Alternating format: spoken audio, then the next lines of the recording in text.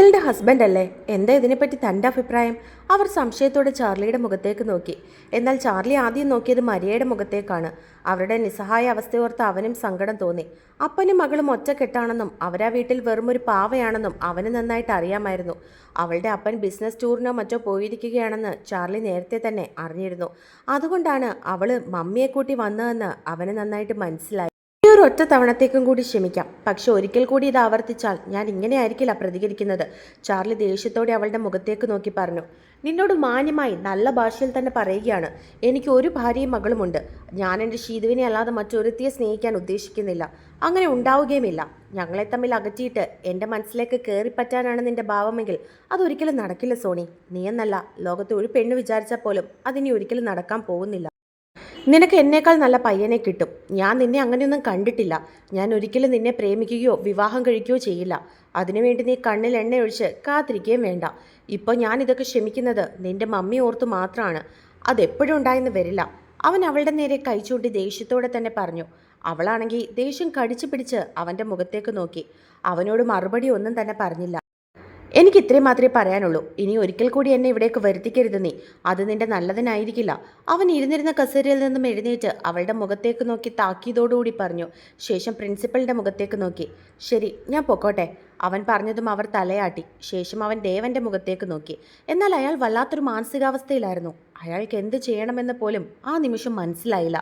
ശരീരമൊക്കെ ആകെ തളർന്നു പോകുന്നത് പോലെ. കണ്ണുകൾ അറിയാതെ തന്നെ മരിയയിലേക്ക് നീണ്ടു. ചാർലി അതൊക്കെ ശ്രദ്ധിക്കുന്നുണ്ടായിരുന്നു. മരിയയാണെങ്കിൽ അയാളുടെ മുഖത്ത് പോലും നോക്കാതെ കുനിഞ്ഞിരിക്കുകയാണ്. ചാർലി അവിടെ നിന്നും പോകാൻ തുടങ്ങിയതും ദേവനും അവിടെ നിന്നും എഴുന്നേറ്റു. ഞാനും അങ്ങോട്ട്. അയാൾ പ്രിൻസിപ്പലിന്റെ മുഖത്തേക്ക് നോക്കി പറഞ്ഞു. Okay sir. അവർ പറഞ്ഞതും അയാൾ തലയാട്ടിയതിനു ശേഷം പുറത്തേക്ക് നടന്നു.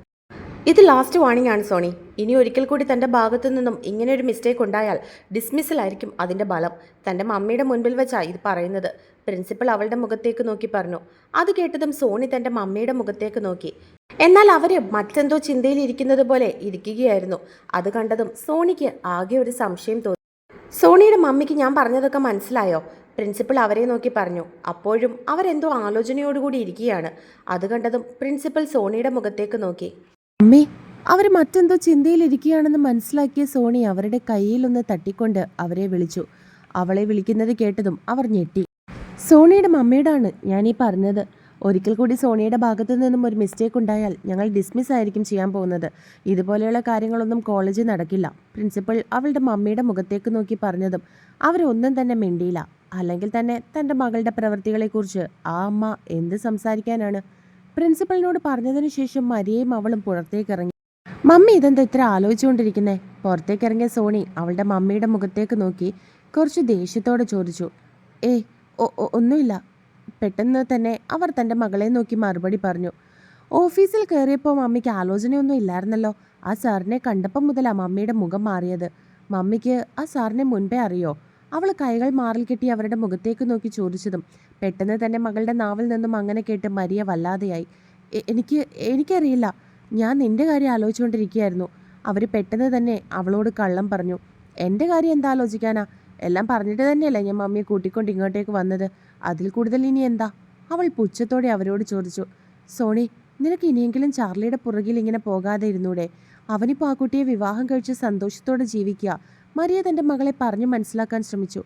അത് തന്നെ മമ്മി എനിക്ക് ഇഷ്ടപ്പെടാത്തത്. ഞാനല്ലേ ചാർലി ചാനെ ആഗ്രഹിച്ചത്, സ്വന്തമാക്കണമെന്ന് തീരുമാനിച്ചത്, മനസ്സുകൊണ്ട് പ്രണയിച്ചത്. അതൊക്കെ അവൾക്കും അറിയാവുന്ന കാര്യമായിരുന്നു. എല്ലാം അറിഞ്ഞു വെച്ചുകൊണ്ട് തന്നെയല്ലേ അവൾ അയാളുടെ ജീവിതത്തിലേക്ക് കയറി പറ്റിയത്. എന്നിട്ടിപ്പോൾ ഞാൻ ആ മനുഷ്യനെ ആഗ്രഹിക്കുന്ന എന്താ തെറ്റ്? അവൾ തിരികെ അവരോട് ചോദിച്ചതും അവരൊന്നും തന്നെ മിണ്ടിയില്ല. കാരണം അവളോട് എത്ര പറഞ്ഞു കൊടുത്താലും അവൾക്കൊന്നും മനസ്സിലാവില്ല എന്ന് മരിയയ്ക്ക് നന്നായിട്ട് അറിയായിരുന്നു.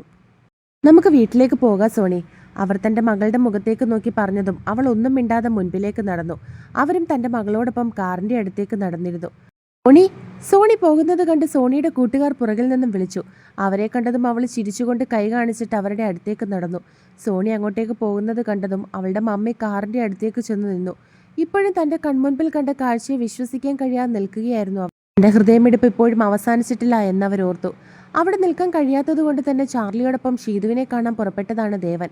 കാറിൽ കയറിയെങ്കിലും യാത്രക്കിടയിൽ അവർ രണ്ടുപേരും പരസ്പരം ഒന്നും തന്നെ സംസാരിച്ചില്ല. സാധാരണ ദേവൻ അങ്ങോട്ട് കയറിയാണ് സംസാരിക്കാറുള്ളത്. എന്നാൽ ഇന്ന് ദേവൻ ഒന്നും മിണ്ടാതെ സൈലൻ്റായിട്ട് തന്നെ ഇരിക്കുകയായിരുന്നു.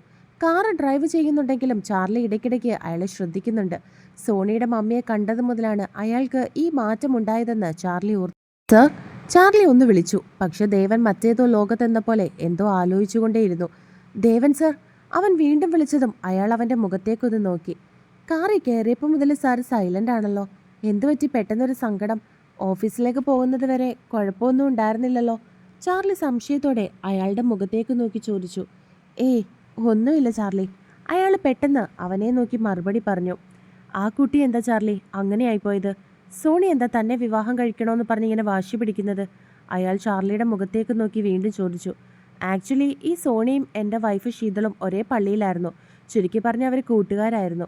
ഈ സോണിക്ക് എന്നോട് പണ്ട് മുതലേ ഒരു ക്രഷ് ഉണ്ടെന്നാണ് പറയുന്നത്. പക്ഷെ അതിനെപ്പറ്റിയൊന്നും എനിക്കറിയില്ലായിരുന്നു. ഞാൻ ശീതളിനെ വിവാഹം കഴിച്ചതിന് ശേഷമാണ് ഇതൊക്കെ അറിയുന്നത്. സോണി പറയുന്നത് ശീതളിന് അത് അറിയായിരുന്നു എന്ന് പറഞ്ഞു വെച്ചുകൊണ്ടാണ് അവൾ എന്നെ വിവാഹം കഴിച്ചതെന്നുവാ. പക്ഷെ ഞങ്ങളുടെ വിവാഹം നടന്നത് ഒരു അത്ഭുതം പോലെയായിരുന്നു സർ. എനിക്കവളെ കിട്ടുമെന്ന് ഞാൻ ഒരിക്കലും കരുതിയിരുന്നത് പോലുമല്ല. ദൈവം ജനിക്കുന്നതിന് മുൻപേ ഒരാൾക്കൊരാളെ എഴുതിയിട്ടുണ്ടെന്ന് പറയുന്നത് പോലെ ഒരു നിമിത്തത്തിൽ വന്നതാ എൻ്റെ ലൈഫിലേക്ക് എൻ്റെ ഷീതു. പക്ഷേ എനിക്ക് അവളെ പണ്ടേ ഇഷ്ടമായിരുന്നു കേട്ടോ. സംസാരത്തിനിടയിൽ ചാർലി പുഞ്ചിരിയോടെ അയാളുടെ മുഖത്തേക്ക് നോക്കി പറഞ്ഞു. അത് കേട്ടതും അയാളും അവനെ നോക്കി ഒന്ന് ചിരിച്ചു. പറയാനാണെങ്കിൽ ഒരുപാട് കഥയുണ്ട് സർ ഇതിന് പുറകിൽ. നമുക്ക് സമയം പോലെ എല്ലാം സംസാരിക്കാം. അല്ല, സാറിൻ്റെ വൈഫൊക്കെ? ഡ്രൈവിങ്ങിനിടയിൽ അവൻ സംശയത്തോടെ ദേവനെ നോക്കി ചോദിച്ചതും ദേവൻ പെട്ടെന്ന് വല്ലാതെയായി. അവനോട് എന്തു പറയണമെന്നറിയാതെ ദേവൻ അവൻ്റെ മുഖത്തേക്ക് നോക്കി. എന്താ സർ, ഞാൻ ചോദിച്ചതിൽ എന്തെങ്കിലും തെറ്റുണ്ടോ? അവൻ വീണ്ടും അയാളുടെ മുഖത്തേക്ക് നോക്കി ചോദിച്ചു. തെറ്റൊന്നുമില്ല ചാർലി. ആക്ച്വലി ഞാൻ വിവാഹം കഴിച്ചിട്ടില്ല. ഇപ്പോഴും സിംഗിളായിട്ട് തന്നെയാണ് ജീവിക്കുന്നത്. അയാൾ ഒരു പുഞ്ചിരിയോടെ അവൻ്റെ മുഖത്തേക്ക് നോക്കി പറഞ്ഞു. അതെന്താ സർ വിവാഹം കഴിക്കാത്തത്? സാറിന് നല്ല ജോലിയും പഠിപ്പൊക്കെ ഉണ്ടല്ലോ. അവൻ വീണ്ടും ദേവൻ്റെ മനസ്സറിയാനെന്ന പോലെ ചോദിച്ചു. പെണ്ണിനെ കിട്ടാത്തത് കൊണ്ടൊന്നും അല്ലടോ. വിവാഹം വേണ്ടാന്ന് ഞാൻ തന്നെ തീരുമാനിച്ചതാ. അച്ഛനും അമ്മയും ഒരുപാട് നിർബന്ധിച്ചിരുന്നു. എൻ്റെ തീരുമാനത്തിൽ നിന്ന് ഞാൻ പിന്മാറിയില്ല. അതുകൊണ്ട് തന്നെ എന്നെ നിർബന്ധിക്കുന്ന അവരും നിർത്തി. ഞാനാ എൻ്റെ കുടുംബത്തിലെ മൂത്തത്.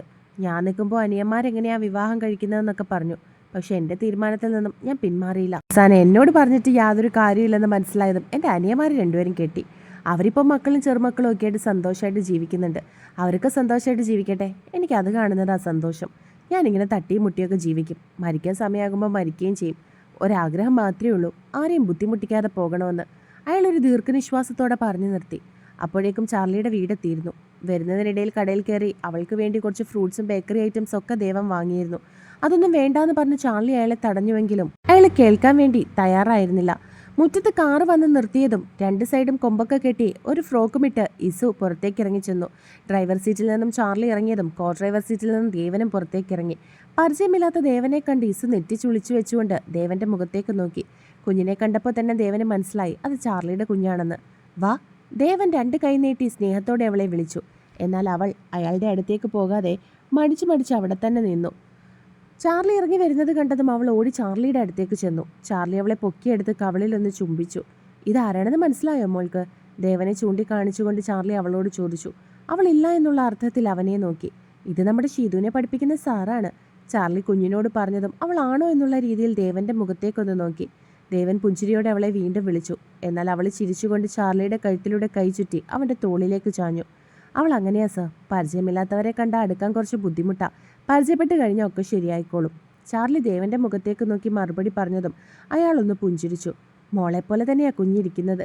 ദേവൻ കുഞ്ഞിൻ്റെ മുഖത്തേക്ക് നോക്കി പറഞ്ഞതും ചാർലി അത് കേട്ടൊന്ന് പുഞ്ചിരിച്ചിരുന്നു. സർ, അകത്തേക്ക് കയറി വാ. അവൻ സ്നേഹത്തോട് തന്നെ ദേവനെ അകത്തേക്ക് ക്ഷണിച്ചു. അയാൾ അവനോടൊപ്പം വീട്ടിൻ്റെ അകത്തേക്ക് കയറി. ഇവിടെ വേറെ ആരുമില്ലേ ചാർലി?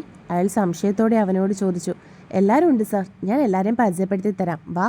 അവൻ പറഞ്ഞുകൊണ്ട് അകത്തേക്ക് കയറിയതും ദേവനും കൂടെ ചെന്നു. ചാർലി കുഞ്ഞിനെയും കൂട്ടി ഹാളിലേക്ക് ചെന്നതും റയാൻ ചായ കുടിച്ചുകൊണ്ടിരിക്കുകയായിരുന്നു. അവൻ്റെ തൊട്ടടുത്തായിട്ട് തന്നെ റിയയുമുണ്ട്. ചേട്ടായിയാണെന്ന് മനസ്സിലായി ഞങ്ങൾക്ക്. ഞങ്ങളുടെ കൂടെ ഇവിടെ ഇരുന്ന് TV കണ്ടുകൊണ്ടിരുന്നവളാ. പുറത്തേക്ക് ഓടിയപ്പോൾ തന്നെ ഞങ്ങൾക്ക് പിടികിട്ടി. റയാൻ പുഞ്ചിരിച്ചുകൊണ്ട് അവനെ നോക്കി പറഞ്ഞു. എൻ്റെ ഒപ്പം കയറി വരുന്ന ദേവനെ കണ്ടതും റിയയും റയാനും അവിടെ നിന്നും എഴുന്നേറ്റു. ഇത് ഷീതുവിനെ പഠിപ്പിക്കുന്ന സാറാ. അവളെ കാണാൻ വേണ്ടി വന്നതാ.